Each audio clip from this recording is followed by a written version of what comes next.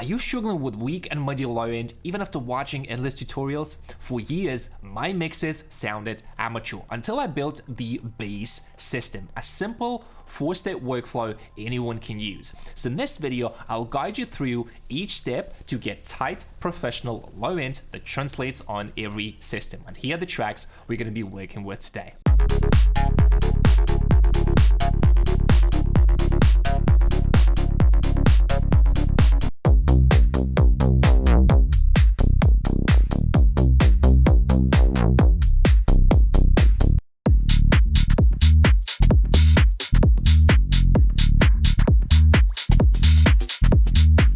If you want to take your music production and music career to the next level, check the first link in the description. It will show you how me and my team can help you to land high-paying gigs, get signed by top labels, and go full-time with music. And let's get started with the video. One of the fastest ways to improve your low end is using reference tracks. But here's the myth. There's no perfect magic track that will make your mix sound pro.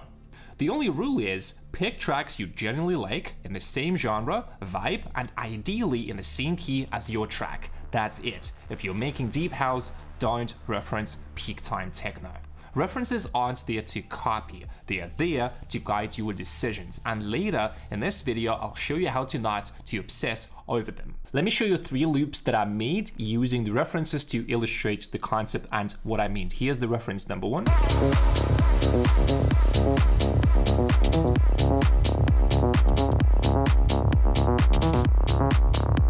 And this is the track that I made.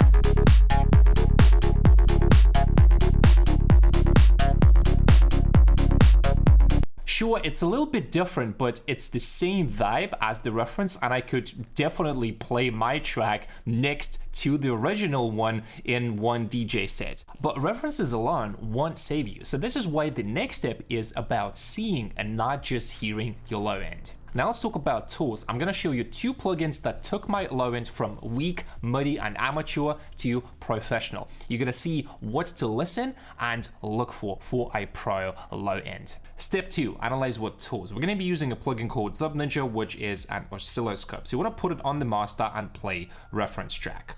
Analyze the shape of the kick and the bass by looking at it. Look at the difference in loudness between the kick and the bass. And when you listen and look at pro low end, you understand exactly what works and why it works. So what we want to do is load this on the master, and then we're going to listen to the reference.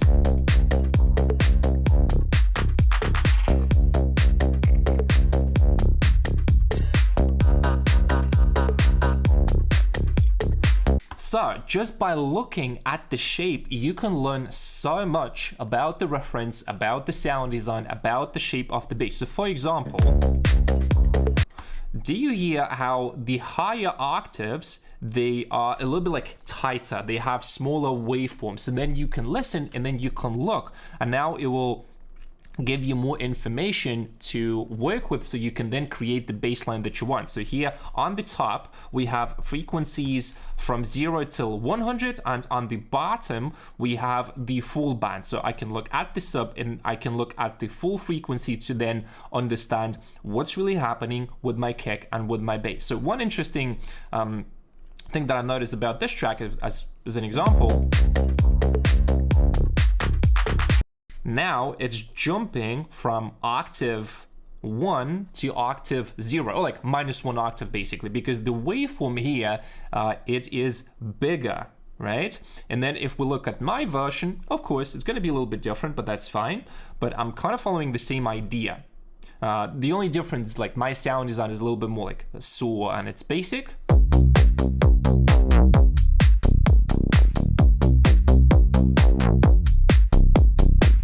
But it's the same idea. Like I have the low octave, and if we look at the notes here, what I did is gonna be this, and this is very similar to how it is in the reference track. The next plugin that is a game changer is called Real Phones. If you don't have a treated studio, use a studio emulation plugin like this. That way you're hearing a balanced room response no matter what gear you own.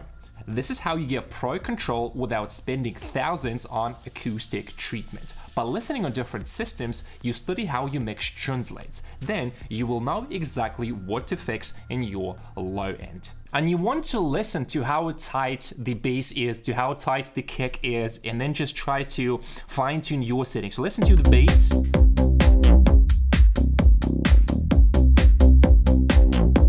And then this one.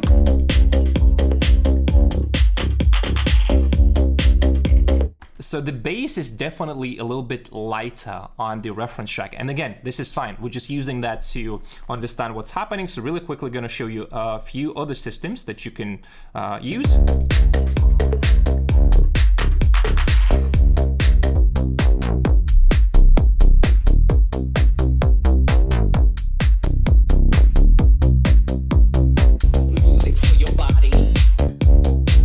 Then you can start hearing the key differences.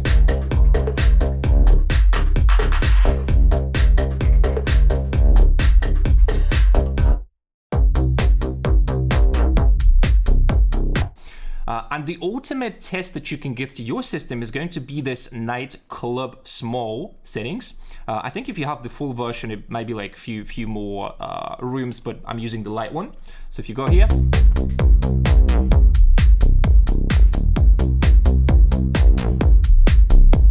like it's definitely not bad. It translates pretty well.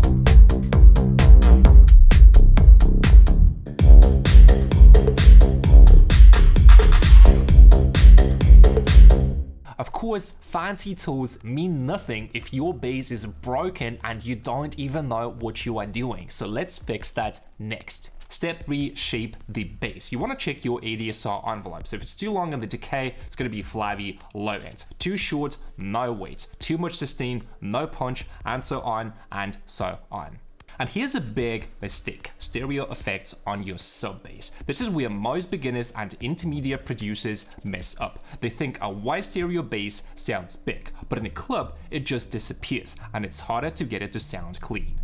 So rule of thumb, mono plus clean sub, and then creative stereo in the mids. So what we're gonna do now is, let's listen to what's gonna happen if I, for example, make the release a little bit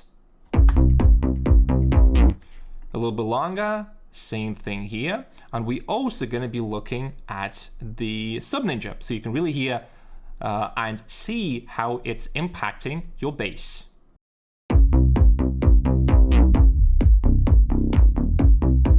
In this case, you can see it's not that bad, right? But I want to use the settings that will make the bass line sound bad intentionally, right?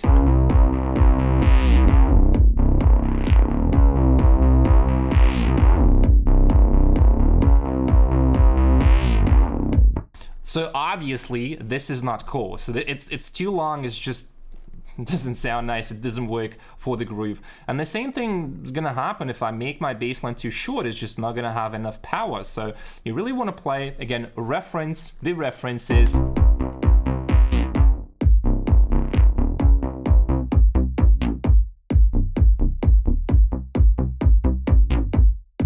Now your bass is shaped, but it still won't hit if your kick is wrong. So let me show you how to select the right kick every single time. Step 4, select the right kick. Your kick isn't just a random sample, it needs to fit the bass. So when choosing a kick, look at the attack shape. Is it punchy or soft? Look at the decay. Is it too long and clashing with your bass, or short and tight? Check the oscilloscope against your bass. Do they overlap cleanly or are they smearing? Look at the shape of the kick and bass in the reference track, and then adjust your track accordingly.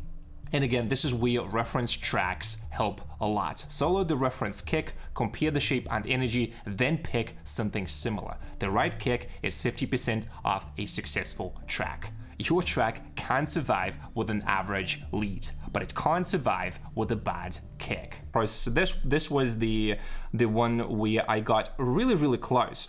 And what I did here, I took the original kick, right? So I took this version and I put it to my Ableton rack, and it sounds like, can I play this? Probably not, we just need to solo.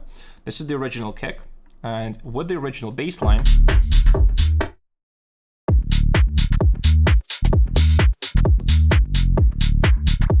Sure, it sounds fine, but funny enough, you're gonna have a track that is mastered, right? And even though I took it from already mastered track, I had to EQ the kick a little bit, which we'll talk about just in a few minutes. I'll show you like the basic idea about this. You see? And if we look at the original one,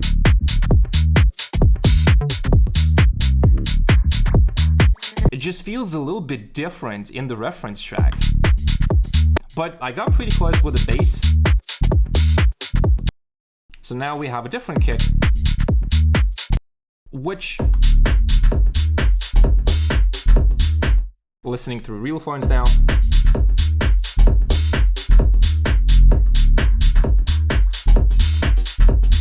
you can hear it's actually not that bad, even though it's slightly different. So again, it's fine to use a different kick. Great, but this is where most producers fall apart. They can have a nice sound selection, but if the balance is off, your track is ruined. So let me show you how to balance your tracks for professional low end. Step 5, balancing kick and bass. Here's the process that gives me pro balance every time. So start with the kick, set it to peak around -9 or -6 on the master.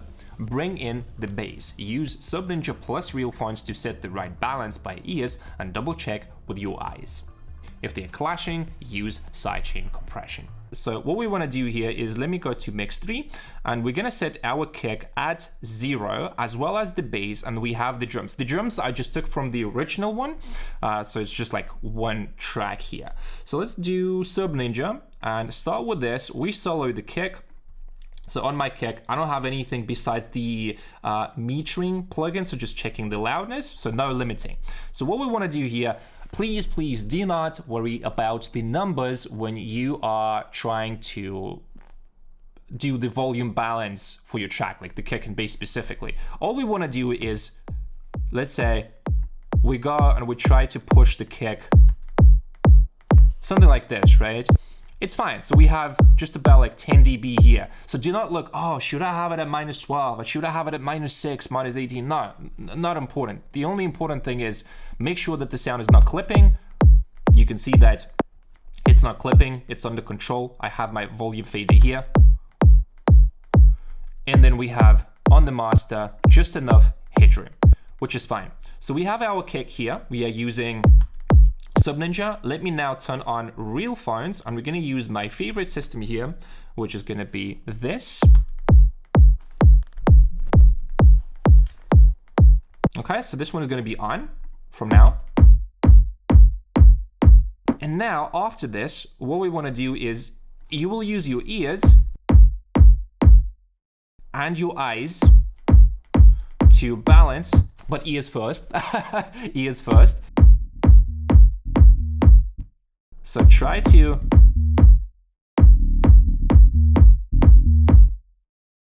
get to the balance where it just sounds good. Like it's not too loud, it's not too quiet. So on average, you want to, and please do not use that as a rule. It can be so different with every single track. So you can see my peaks on the kick and the bass are about the same.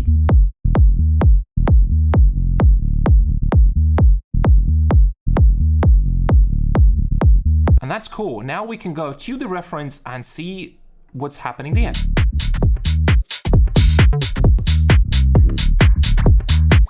So this is the kick and this is the bass. You can see they are pretty close in volume, in balance. So same thing we're gonna do. I think in my case, we can even reduce the kick a little bit.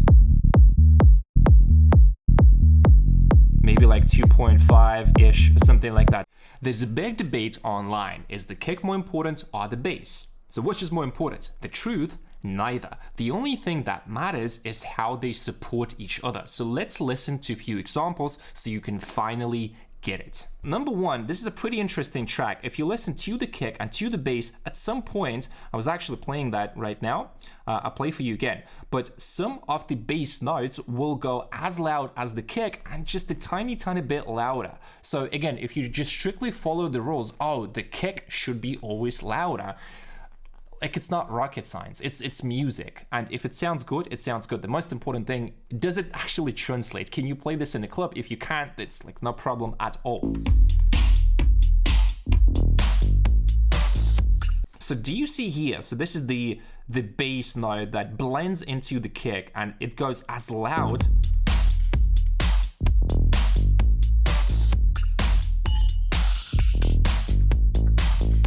And it's not even very consistent. You can see the bass is just, it goes like, wow.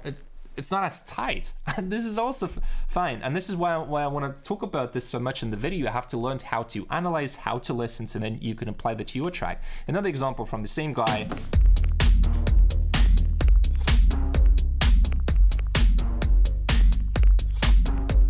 So kick is a little bit louder, but the bass is also like it's sitting in the track. It's pretty tight, it's pretty punchy.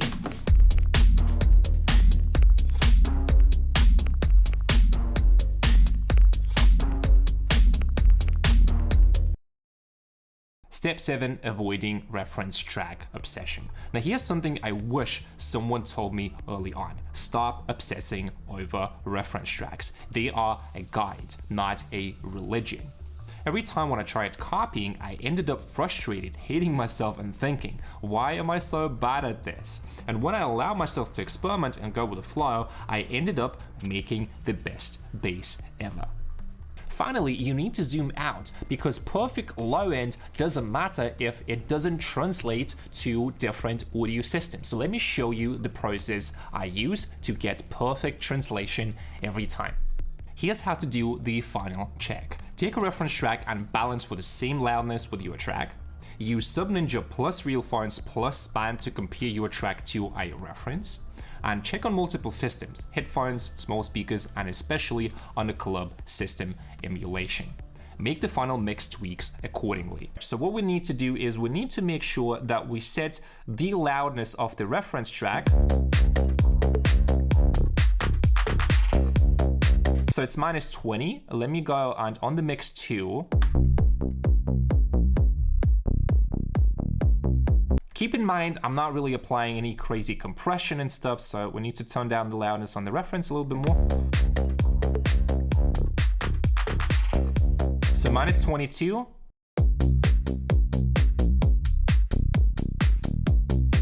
Okay, so this is around the same. So now we have the same loudness.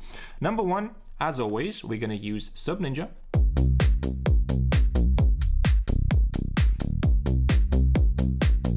This one we're gonna be using to check if everything is fine, right? So it looks like everything is fine. Let's go to the reference.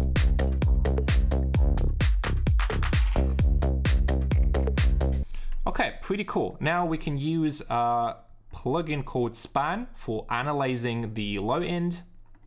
This is what we have.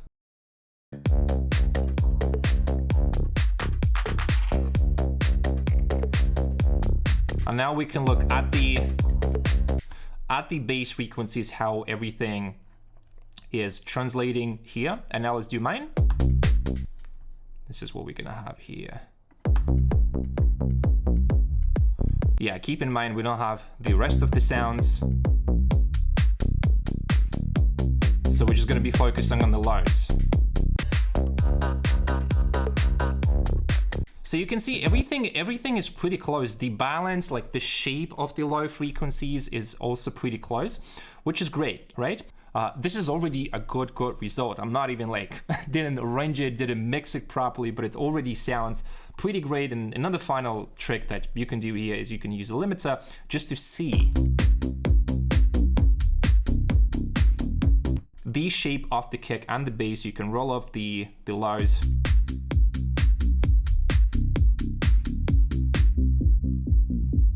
Same for the reference.